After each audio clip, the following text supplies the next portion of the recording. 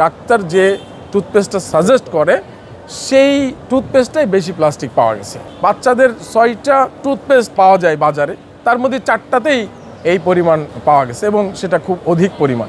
আজকে বাংলাদেশের সবগুলো পত্রিকার নিউজ ছিল হচ্ছে যে টুথপেস্টের ভিতরে যে মাইক্রোপ্লাস্টিক পাওয়া গেছে।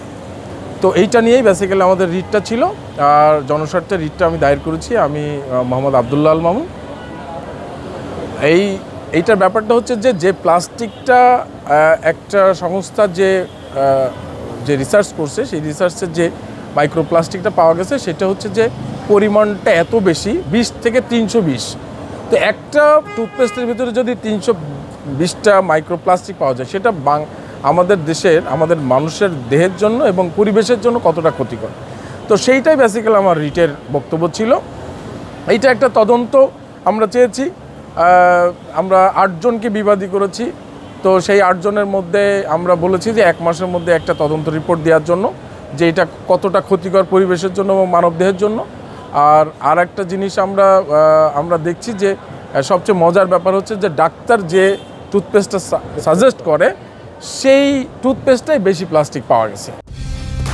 কালার এক্সপার্ট, জর্জ স্যাপ এবং মাইল্ড অন হ্যান্ডস টেকনোলজি সমৃদ্ধ অরিক্স ক্রিস্টাল ওয়াশ আপনার লন্ড্রি এক্সপার্ট। তো আমি নাম বলছি না। আমার সবচেয়ে বড় আর একটা জিনিস, সেটা হচ্ছে যে আমাদের সকাল যে জিনিসটা দিয়ে শুরু হয় সেই টুথপেস্ট, সেটাই ভেজাল, এবং ঘুমানোর সময় আমরা যেটা দিয়ে শেষ করি আমাদের সারাদিনের কর্মময় জীবন, সেটাও ভেজাল। সো আমরা ভেজালের মধ্যেই আমাদের সারাটা দিন পার হচ্ছে। এটা হচ্ছে আমার বক্তব্য, এবং বক্তব্যটা হচ্ছে যে এতদিন কেন লাগলো, যে এই তো যারা সংস্থা আছে এগুলো দেখার জন্য, সেই সংস্থাগুলো কিন্তু কেন দেখলো না যে এই টুথপেস্টের ভিতরে এই পরিমাণ প্লাস্টিক পাওয়া আছে, সেটা মানুষের জন্য কতটা ক্ষতিকর। আরেকটা জিনিস, সেটা হচ্ছে যে বাচ্চাদের জন্য, বিশেষ করে বাচ্চাদের 6টা টুথপেস্ট পাওয়া যায় বাজারে, তার মধ্যে 4টাতেই এই পরিমাণ পাওয়া গেছে এবং সেটা খুব অধিক পরিমাণ।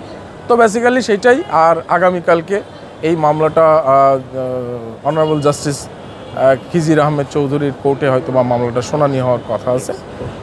আমরা হয়তোবা এটা কালকেই আমরা একটা শুনানি হবে আর কি। যখন আমরা টুথ ব্রাশ করি তখন কিন্তু একটা পরিমাণ অংশ কিন্তু পেটে চলে যায়, কারণ খুব ক্ষুদ্র পরিমাণে প্লাস্টিক। সেক্ষেত্রে মানুষের হার্টের সমস্যা হতে পারে, কিডনির সমস্যা হতে পারে, ক্যান্সারের সমস্যা হতে পারে, প্লাস্টিকের জন্য ক্যান্সারের সমস্যা হয়। তো সেইগুলোই বেসিক্যালি মানবদেহের জন্য চরম ক্ষতি, এবং এর অধিকাংশটাই তো বাইরে যায়।